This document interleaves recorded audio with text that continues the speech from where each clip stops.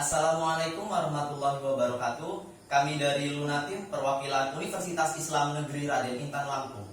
Pada kesempatan kali ini, kami akan mempresentasikan sistem informasi absensi online berbasis QR Code sebagai solusi efektif dan efisien guna meningkatkan kedisiplinan murid di MTS Negeri 2 Pesawaran, Lampung.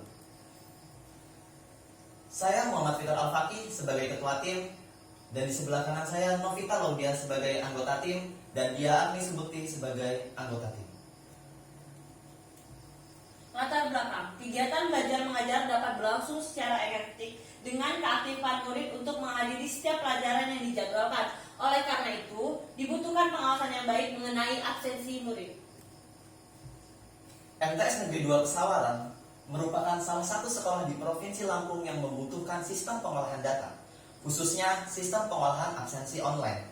Karena pada saat ini sistem absensi di MTS Negeri 2 Pesawaran masih menggunakan sistem manual, yaitu guru memanggil nama murid yang bersangkutan lalu murid menjawab dengan hadir.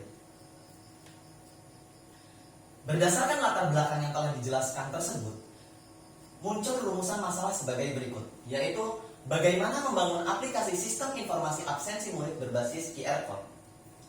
Dan adapun tujuan dari pembuatan karya tulis ini, yang pertama yaitu membangun sebuah sistem informasi absensi murid menggunakan teknologi QR Code di MTS Negeri 2 Pesawaran, Lampung. Yang kedua, menerapkan QR Code untuk sistem kehadiran atau absensi di MTS Negeri 2 Pesawaran, Lampung. Dan yang terakhir, meningkatkan kedisiplinan murid di MTS Negeri 2 Pesawaran, Lampung. Analisa sistem. Yang pertama, kita menganalisa sistem. Sebelum dilakukan perancangan sebuah sistem, yang harus dilakukan terlebih dahulu adalah menganalisa sistem. Kemudian analisa kebutuhan dan perancangan antarmuka. Dan selanjutnya penghubung antar proses. Perancangan sistem berguna untuk menghubungkan semua proses-proses yang terjadi. Yang ketiga yaitu mengetahui data. Analisa sistem dibutuhkan guna mengetahui data apa saja yang dibutuhkan dalam proses pengerjaan. Lalu yang terakhir adalah penghubung antar user. Nah, sedangkan perancangan antarmuka bertujuan untuk menghubungkan antar user dan aplikasi yang dibuat. Selanjutnya yaitu analisa sistem lama. Saat ini proses absensi dilakukan dengan cara manual, yaitu data lembaran absensi yang ditulis oleh guru akan dikumpulkan ke Wakakesiswaan. Lalu Wakakesiswaan akan melakukan rekap bulanan untuk mendata murid yang melakukan alfa sampai 3 atau lebih. Setelah itu, orang tua murid yang bersangkutan akan dipanggil ke sekolah. Selanjutnya yaitu skema perancangan sistem. Pada skema perancangan sistem, kita membuat 3 hak akses untuk aplikasi yang akan dibuat. Yang pertama yaitu administrator. Administrator bertugas untuk mengisi data murid, data jabatan, data kelas, data wali kelas, ambil QR Code dan scan QR Code. Yang kedua ada wali murid. Hak akses wali murid yaitu hanya bisa melihat data murid, data jabatan, data kelas, data wali kelas, dan histori absensi murid yang bersangkutan. Dan yang terakhir yaitu guru. Pada hak akses guru hampir sama seperti wali murid.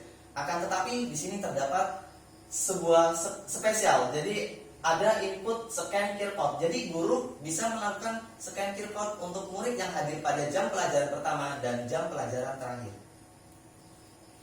Selanjutnya yaitu pengkodean. Pengkodean ini bertujuan untuk klasifikasi data. Seperti contoh pada gambar yang atas, yaitu dengan kode K. K menunjukkan jabatan seorang murid tersebut, yaitu di mana K merupakan ketua. Selanjutnya yaitu huruf 21 dan 03. 21 merupakan tahun murid tersebut didaftarkan, dan 03 merupakan bulan murid tersebut didaftarkan. 146 merupakan urutan murid yang didaftarkan oleh administrator. Selanjutnya, kami melakukan penelitian pada bulan Januari, yaitu studi pustaka, mencari referensi pendukung yang berkaitan dengan judul yang diangkat. Kami melakukan lagi pada bulan Februari, yaitu pengumpulan bahan dan data. Melakukan pengumpulan bahan dan data di bulan Februari. Selanjutnya, kami melakukan lagi pada bulan Maret, yaitu perancangan sistem, melakukan skema perancangan sistem, dan kami lakukan lagi pada bulan April awal, yaitu coding data, pembuatan aplikasi, menulis baris kode, dan dadi. Dan yang terakhir kami melakukan pada akhir April, yaitu uji coba dan penulisan laporan. Hasil pengujian dan skenario uji coba dilakukan untuk memastikan sistem dapat berjalan sesuai dengan yang diharapkan. Berikut fungsi aplikasi yang yang dilakukan pengujian. Yang pertama, pengujian halaman login. Yang kedua, pengujian menu scan QR code. Yang ketiga, pengujian menu histori absensi. Dan berikut merupakan pengujian halaman login dan scan QR code. Pada pengujian pertama yaitu email dan password kosong. Pada percobaan yang kedua hanya menginputkan username, dan pada percobaan yang ketiga menginputkan username dan password akan tetapi salah. Dari saat percobaan 1 sampai percobaan 3 akses ditolak. Jadi user tidak bisa melakukan login. Selanjutnya untuk percobaan keempat dan kelima, untuk mempermudahnya, mari kita langsung menuju web aplikasi yang telah kita buat. Linknya bisa diakses yaitu https absenin aja .school.id.